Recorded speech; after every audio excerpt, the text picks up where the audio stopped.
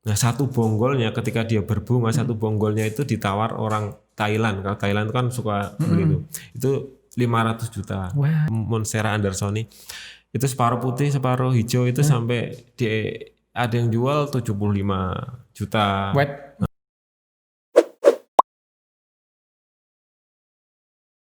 Assalamualaikum warahmatullahi wabarakatuh. Kembali lagi di AMM Talks, channelnya Angkatan Muda Muhammadiyah Piungan.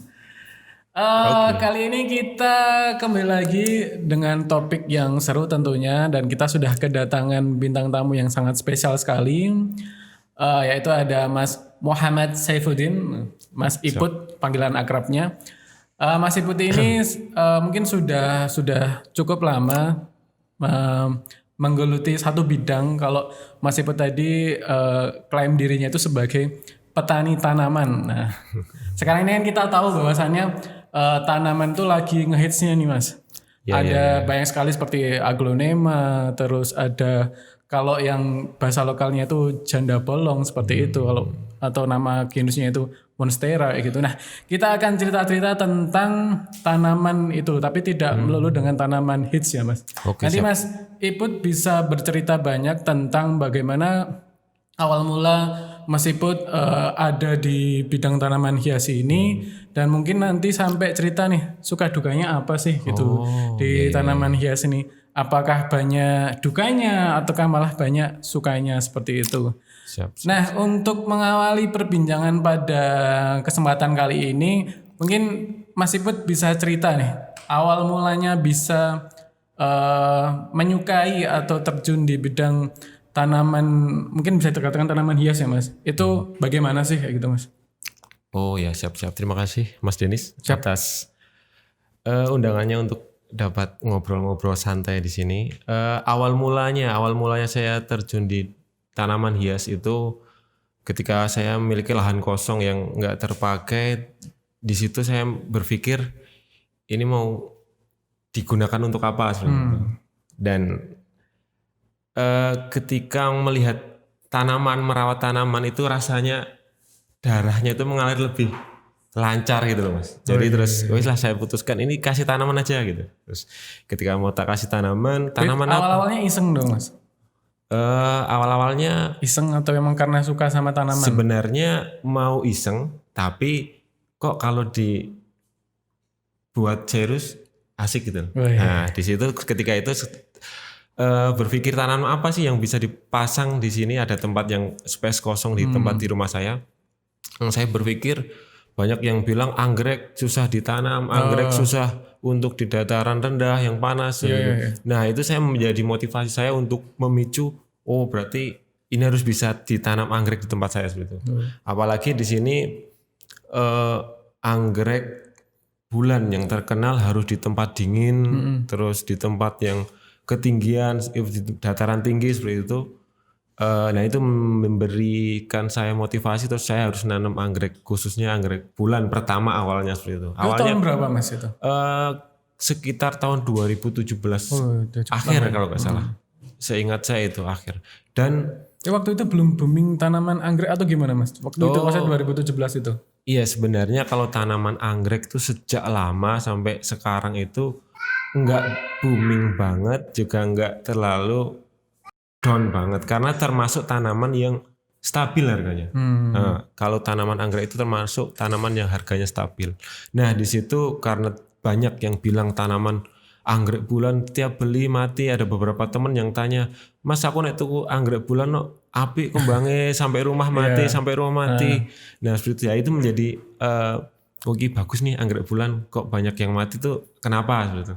Dan di situ ketika anggrek saya juga enggak beli langsung anggrek yang sudah besar, sudah berbunga gitu. Saya mencoba untuk beli bibit yang masih dalam botol. Jadi satu botol itu banyak bibitnya kecil. Botol gitu. Seberapa itu Mas? Botol ya ada yang botol merek-merek kecap dan lain-lain lah. Oh ya kecil berarti kecil sama besar. Nah saya dulu awalnya memang botol-botol yang minuman yang besar gitu, botol kaca. Nggak perlu saya sebutkan mereknya. Botol kaca minuman biasanya. Belum di endorse soalnya. Belum di endorse ya. Ketika itu saya beli di salah satu seorang teman, terus saya harus belajar kemana nih tentang anggrek. Saya sendiri nggak tahu taunya memang anggrek bulan yang katanya susah dirawat seperti itu. Terus saya mencari di Jogja itu siapa yang petani anggrek yang lama, yang lama dan pengalamannya bagus. Saya salah satu teman di daerah Jalan Kaliurang itu ada Atas jalan ke rumah atas tapi Mas. Iya, Jalan Kaliurang. Itu ada salah satu teman di sana. Saya ke sana terus ngelihat emang kebunnya itu luas dan dia menekuni anggrek sudah sejak lama. Di situ saya bilang, "Mbak, saya mau belajar anggrek," gitu. Terus dia bilang, "Lah kamu pengen belajar anggrek apa fokusnya?" Loh, kok tambah ra ngerti meneh aku. Anggrek bulan, anggrek dendro, spesies bla bla bla bla.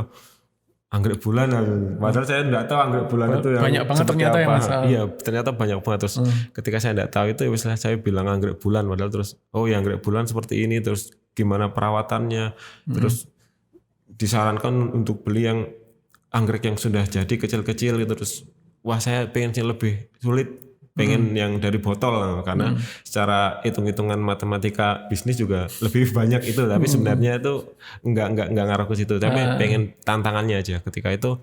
Terus beli yang sudah yang botolan anggrek bulan. Ketika itu saya beli, gimana Mas Mbak dari botol ini supaya bisa hidup dan lain-lain itu diberi caranya dari sananya itu. Misalnya nanti setelah dibuka itu dikasih fungisida. Fungisida dulu supaya tidak bakterinya itu, jamurnya enggak ini hilang, di fungisida, dianginkan, baru ditanam di media moss seperti itu. Terus gimana media yang baik untuk daerah tempat saya? Saya itu sering ke sana banyak bertanya Mas. Jadi mulai dari bagaimana cara merawatnya, lingkungan yang baik untuk anggrek bulan seperti apa, haruskah di tempat dingin atau apa, bla bla bla seperti itu.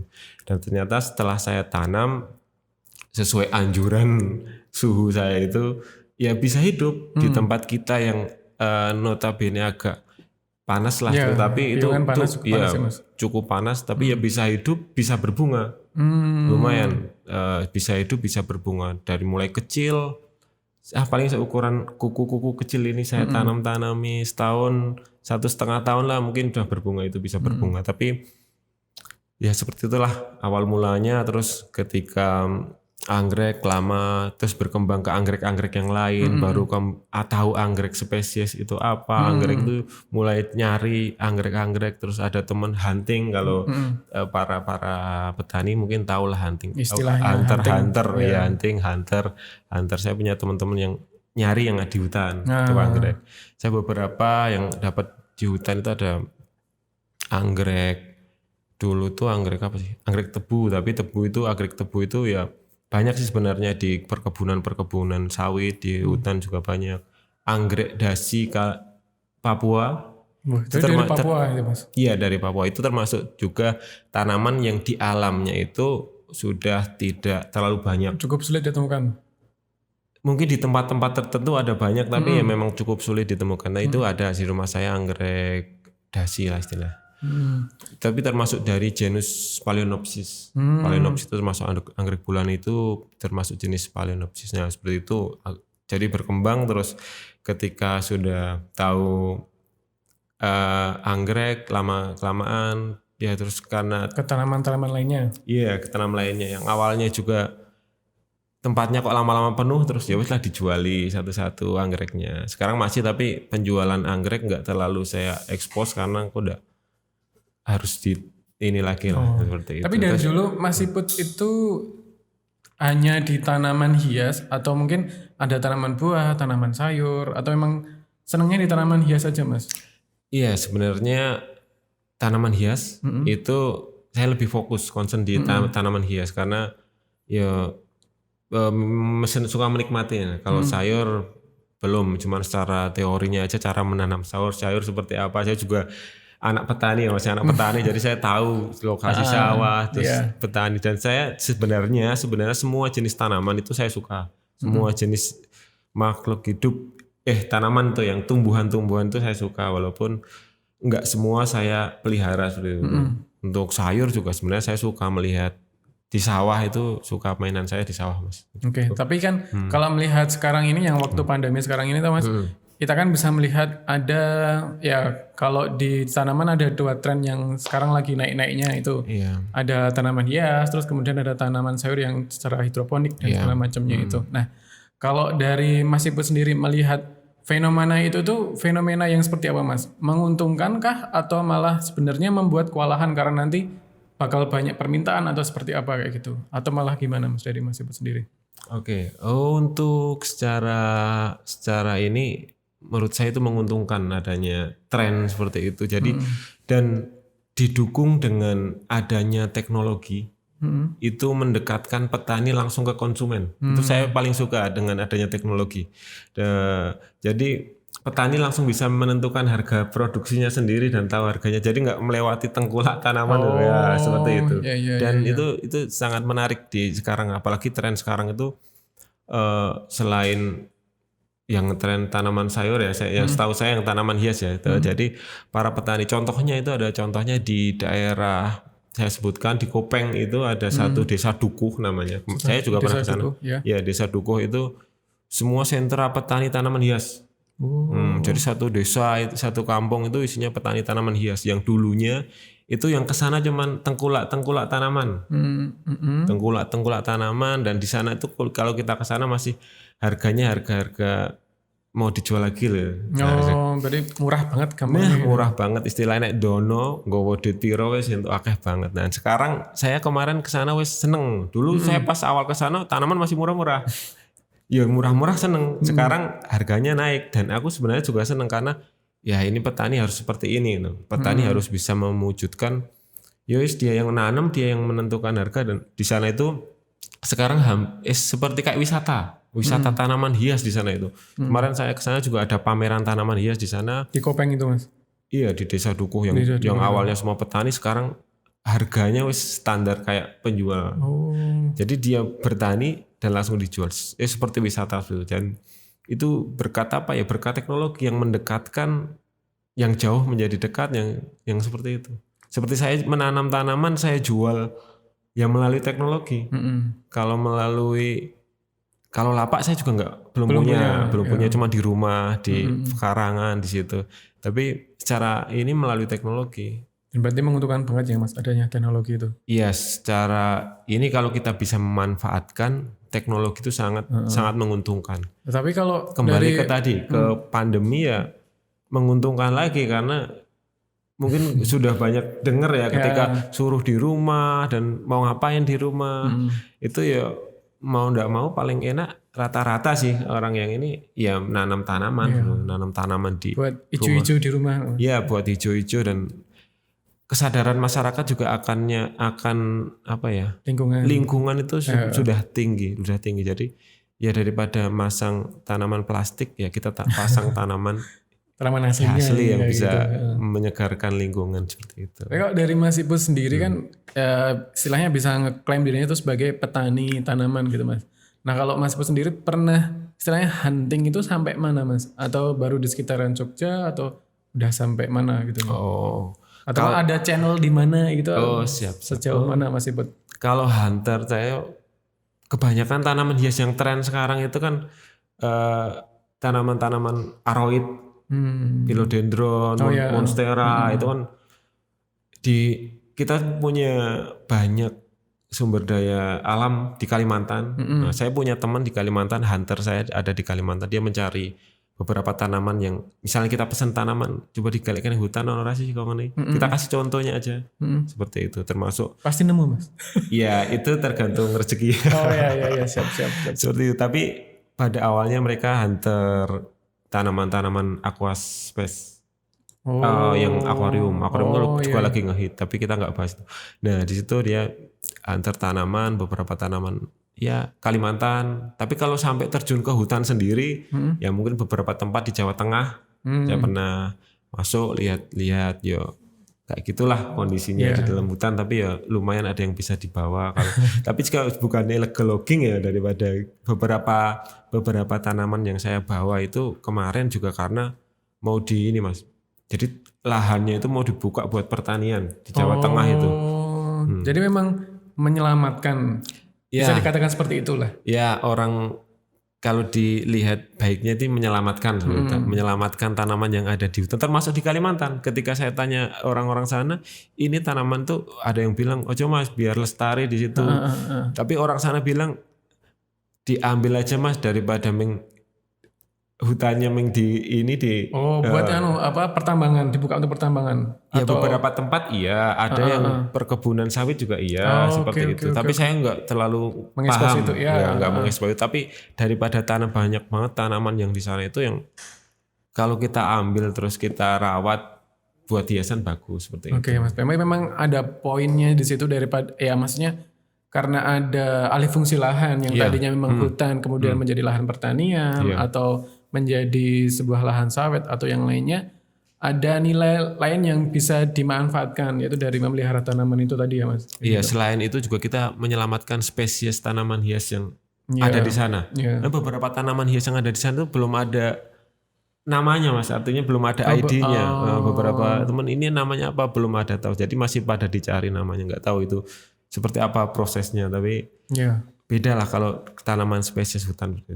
Keren sih Mas. Tapi memang kalau cerita sedikit tentang bagaimana kita, kalau saya dari sudut pandang lingkungan itu kadang-kadang itu ada orang melihat, wah kamu mengambil tumbuhan atau tanaman atau mungkin itu hewan dari alam seperti itu. Tetapi di sisi lainnya itu ternyata itu sebagai bentuk untuk menyelamatkan daripada mati atau daripada karena alih fungsi lahan itu tadi ya akhirnya malah sia-sia seperti itu kayak gitu Mas.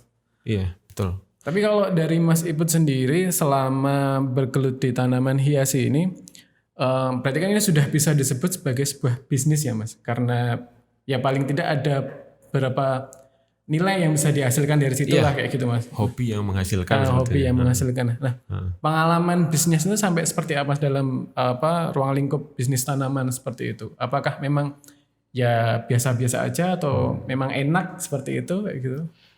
Kalau dilihat dari sisi bisnis ya, saya sendiri belum tahu bisnisnya itu seperti apa. Tapi ya kalau menguntungkan sih iya, karena saya merasakan ada hasilnya ketika itu dijalani secara profesional.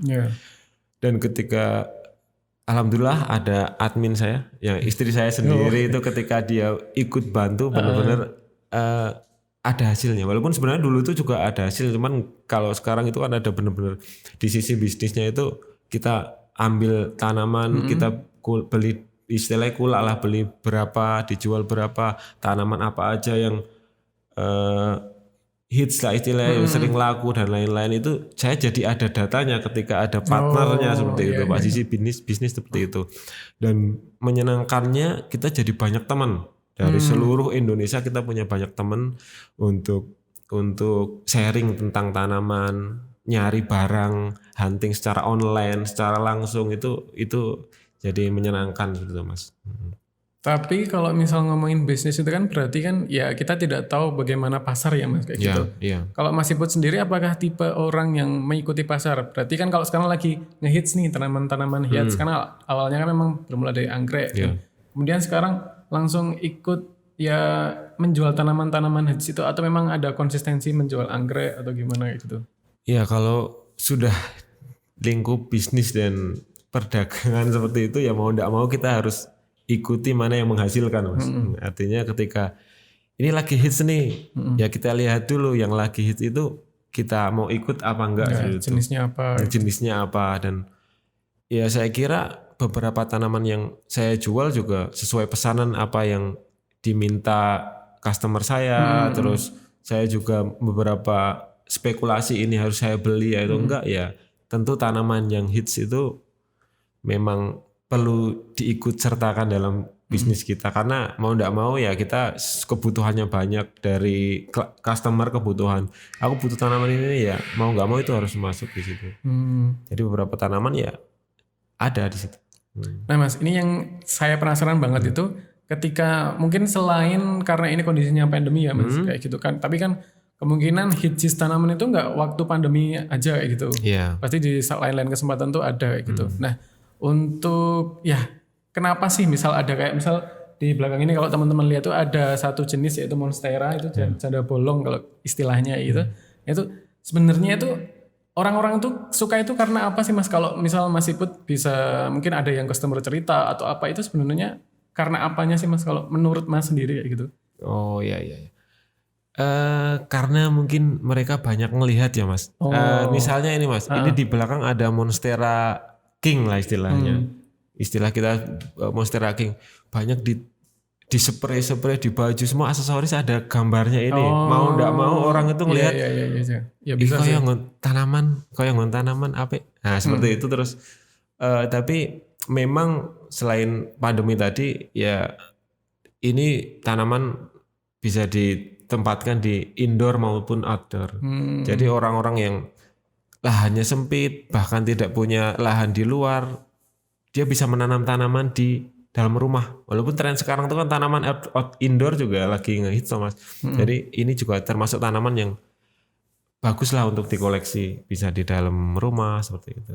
Berarti memang selain mungkin bisa dikatakan ada yang kolektor juga bisa gitu seperti itu ya mas. Kayak gitu. Dan beberapa saya tak lihat juga kayak prestis loh. Wah, aku tanaman mahal seperti itu. Padahal saya enggak tahu juga. Beberapa temanku harus ada ini dapat ini. Baru taman yang ada yang harganya mahal. Ya istilahnya enggak tahu sih mahal apa enggak karena barangnya sedikit mungkin ya. Ya menarik sih mas. Menarik. Kalau di hewan kan yang prestis tuh kelihatan ketika misal ada satu burung nih ngomongin burung mas. Dia suaranya bagus, menang lomba atau apa kayak gitu. Tapi kalau dari jenis tumbuhan kan mungkin enggak mas dilombakan. Oh, nek dilombakan lucu juga dulu mas. Tapi prestisnya itu dari mana mas? Prestisnya ya itu ketika kita memiliki tanaman mungkin yang lagi ngehits atau lagi ini taman mahal mungkin mahal bagi itu ya, mereka seneng ya seperti itu. Jadi beberapa iya tapi tanaman langka gitu. Saya punya tanaman langka lah di rumah seperti itu mungkin ada yang berpikir seperti itu. Iya sih. Tapi yang cukup menarik sih sampai tanaman itu bisa menjadi sebuah prestis tersendiri kayak gitu ya mas. Bisa bagi seseorang bisa gini aku tanaman seperti itu mungkin ada yang seperti itu. Oke. Menarik sekali perbincangan pada kesempatan kali ini tentang tanaman hias ini. Dan tadi ada sedikit request nih dari teman-teman yang ada di sini katanya ada pertanyaan. Nah ini ada beberapa pertanyaan dari netizen mas. Wah, istilah sekarang tuh ya netizen ini yang sering berkomentar.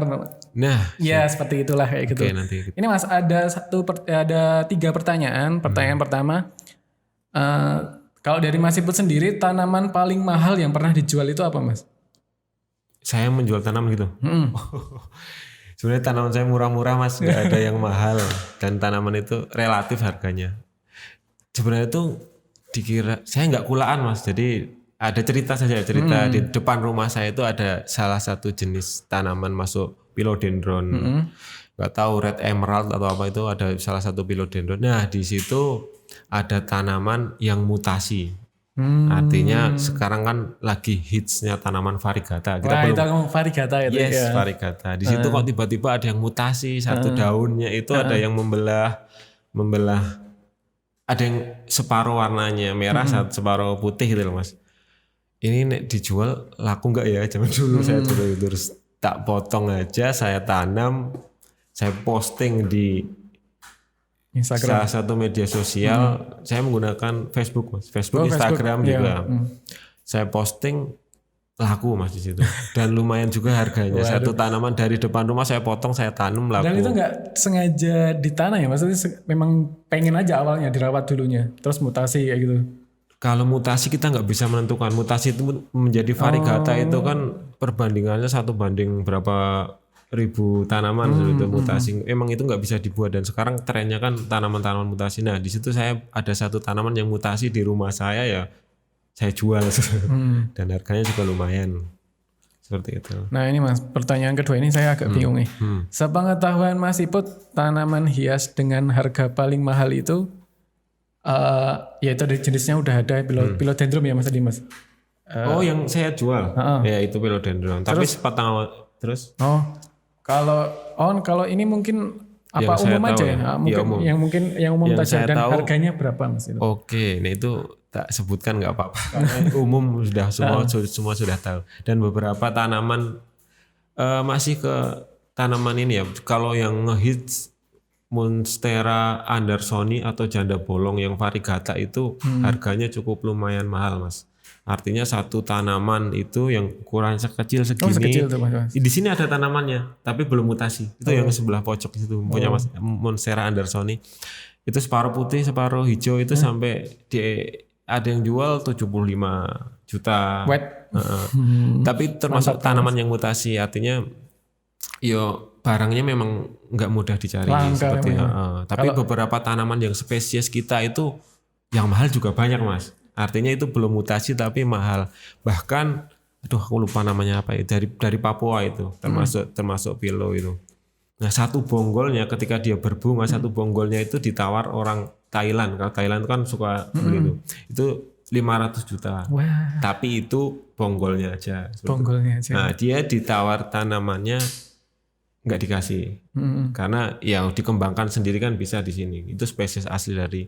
Ini Mas, tadi itu Mas Iput sempat bilang spesies kita. Memang kalau dari jenis-jenis hits yang ada sekarang itu memang ada jenis dari luar Mas? Sebenarnya tanaman-tanaman aroid ya istilahnya Aroid, itu. Itu banyak dari luar yang lagi hit sekarang. Seperti dari ada yang kalau Andersoni Monstera obligua. Tadi Andersoni sama obligua itu Banyak banget ya Mas. ya bolong-bolong juga Mas. Tapi kalau yang obligua itu nggak mutasi pun mahal. Di daerah di Amerika Latin sana di hutan sana itu sudah susah dicari. Ya itu hampir sama, cuman dia lebih cenderung daunnya itu bolong-bolongnya besar gitu, seperti itu. Tapi daunnya sama kecil. Tapi memang dari luar itu. Ya harganya juga hampir sama lah, lebih mahal dari tadi yang saya sebutkan tadi. Oke. Nah terus ini Mas, kalau dari prediksi Mas Iput sendiri, tanaman hias yang, wah ini kayaknya pertanyaannya bisnis banget ya. Apa ada prediksi tanaman hias yang harganya bakal naik atau sedang hits gitu? Ada prediksinya nggak Mas? Apa yang nanti kedepannya yang... Kalau sampai saat ini ya Mas, sampai saat ini tuh harga masih naik terus Mas. Beberapa tanaman hias, jenis-jenis philodendron, jenis-jenis tanaman hias aglonema masih naik. Tapi aglonema itu termasuk tanaman yang harganya stabil. Tapi beberapa tanaman aglonema sekarang itu saya sebutkan jenisnya itu asli dari Indonesia, namanya Red Sumatra. Dulu pernah hits zaman beberapa tahun yang lalu pernah hits, tapi sekarang pernah turun juga, sekarang naik lagi. Satu tanaman kecil aja bisa di harga 300-an, 400. Itu belum yang besar. Itu salah satu tanaman yang aglonema yang lagi hits. Tapi banyak lagi yang di atas sejuta lah, di atas rata-rata itu saya enggak angkat tangan lah kalau rata-rata kantong saya. Karena aglonema itu perbanyakannya gampang Mas. Artinya ketika tanaman itu mahal banget, tapi perbanyakan tanamannya itu cepat, itu bakalan nanti turun harganya. Ketika tanaman-tanaman yang sekarang mahal tapi perbanyakan tanamannya cepat, ya nanti harganya turun. Ya seperti beberapa netizen juga sering berkomentar itu kan, wah ini nanti mengkoyo gelombang cinta zaman dulu, gelombang cinta anthurium seperti itu. Ya gelombang cinta anthurium itu perbanyakannya sangat cepat. Nah makanya ketika booming turunnya harganya juga cepat seperti itu. Juga ya gitu. Tergantung memang menarik sekali sih ngomongin tanaman ini, kayaknya nggak ada habisnya kalau ngomongin tanaman, karena akan bakal nambah hits karena pasar itu kan pasti akan ada dinamisnya ya, misalkan berubah ya gitu. Nah naik turun biasa. Kalau ya mungkin bisnis memang nggak semua bisnis itu memang berjalan dengan apa yang kita harapkan ya Mas. Iya. Terus kalau Mas Iput sendiri sampai sekarang kan tadi pernah cerita juga kalau dulu sebelum ada istri yang membantu bisnis ini kan sempat istilahnya mungkin tidak tahu nih marginnya berapa kayak gitu. Tapi kalau sekarang mungkin karena tertata lebih rapi, jadi lebih tahu pembukuannya seperti apa kayak gitu. Nah selain itu mungkin ada nggak sih Mas suka dukanya ketika berbisnis tanaman ini, atau malah lebih sukanya? Mas Iput kan lebih seneng memang karena seneng melihara gitu kan, merawat tanaman kayak gitu kan. Iya, kalau suka dukanya semua itu pasti ada. Suka dukanya pasti ada. Kalau bicara suka duka apa duka dulu? Ya, monggo Mas Iput ya. Enaknya di yang mana kayak gitu? Kalau saya itu kalau ditanya sukanya banyak kalau dijelaskan. Setelah ya seperti yang tak bilang di awal tadi, ketika merawat tanaman itu rasanya tuh kok bahagia gitu loh. Itu udah suka dulu. Artinya aliran darah kok jadi lancar, enteng gitu loh. Istilahnya nandur kok seneng seperti itu. Seperti sukanya seperti itu. Dan lebih suka lagi ya kita bisa menjual tanaman, bantu petani-petani tanaman menjualkan, benar sih, Mas. seperti itu. Ada penghasilan untuk keluarga, itu sukanya seperti itu. Dan beberapa petani juga kesulitan menjual tanaman karena memasarkan, karena beberapa petani kurang menggunakan teknologi yang ada seperti itu. Tapi ya yang menggunakan teknologi juga udah banyak. Dan sekarang yang bukan petani yang menjual tanaman modal pinter mutu loh Mas, yang hebat sekali Mas. Saya lihat modalnya mutu, tanaman bisa selangit harganya. Tapi ya enggak apa-apa, itu keahlian masing-masing. Ya, benar sekali, Mas. Tapi yang saya rasakan ya sukanya seperti itu. Ketika saya beli tanaman yang rencananya mau saya jual, itu saya sudah untung ketika saya beli Mas. Untungnya ketika ada tanaman saya beli, nanti mau tak jual, wis untung langsung. Untungnya saya seneng Isan. Dan nanti mau secara untungnya uang berapa saya enggak berpikir itu. Saya berpikirnya saya beli seneng, nanti di rumah dirawat, kalau ada yang suka ya silakan diadopsi, dibeli lagi, seperti itu. Seperti itu sukanya. Kalau dukanya ya apa sih ya dukanya ya, paling ada ketika saya beli ke beberapa penjual online yang mungkin dia belum tahu tentang tanaman, asal beli, asal nyari, seperti itu kok. Ketika saya beli barang yang datang yang enggak sesuai yang saya harapkan. Beberapa penjual mungkin belum memperhatikan cara packing tanaman tuh Mas. Ketika saya beberapa ke tempat yang dikasihkan tanamannya kok akarnya pada rusak seperti itu. Jadi cara packing tanaman juga perlu diperhatikan para penjual-penjual. Dukanya seperti itu. Ketika beli kok barang yang diharapkan banyak yang rusak seperti itu. Tapi itu masih bisa dirawat sebenarnya. Tapi kalau dari Mas Iput sendiri ketika menjual pastinya sudah dalam kondisi yang baik ya Mas? Ya, seperti itu. Beberapa tanaman yang saya beli selalu saya rawat dulu. Dirawat di rumah, dipastikan karantina dulu ya Mas? Ya, karantina perlu. Pastikan akarnya, pastikan pertumbuhannya bagus. Ya kalau ada yang mau beli ya silahkan. Tapi ketika itu kondisinya benar-benar ya belum layak jual tapi dipaksa mau dibeli ya mau nggak mau ya dikasih Mas. Ya wis ki barangnya kok yang ini loh. Ya nggak apa-apa kalau dia mau ya. Tapi biasanya tuh ya pembeli ngelihat foto oke Mas, video oke seperti itu. Ada yang video call dulu Mas. Sampai pengen seperti itu. Gitu ya, Mas? Ya jeli. Pembeli sekarang alhamdulillah pintar-pintar. Penjual juga alhamdulillah lebih pintar. Harus pintar Mas, harus lebih pintar Mas. Benar. Nah kalau ini Mas mungkin pertanyaan terakhir dari saya sebelum diakhiri edisi kali ini. Buat teman-teman yang di rumah misal tertarik dengan apa yang digeluti Mas Iput sekarang ini, bagaimana sih Mas prospek ke depannya? Terus mungkin ada saran gak sih buat teman-teman yang mungkin pengen atau mungkin sekedar pengen memelihara atau kayak gitu? Oke, siap. Kalau yang mau menggeluti dunia tanaman hias, ya saya sarankan suka dulu sama tanaman.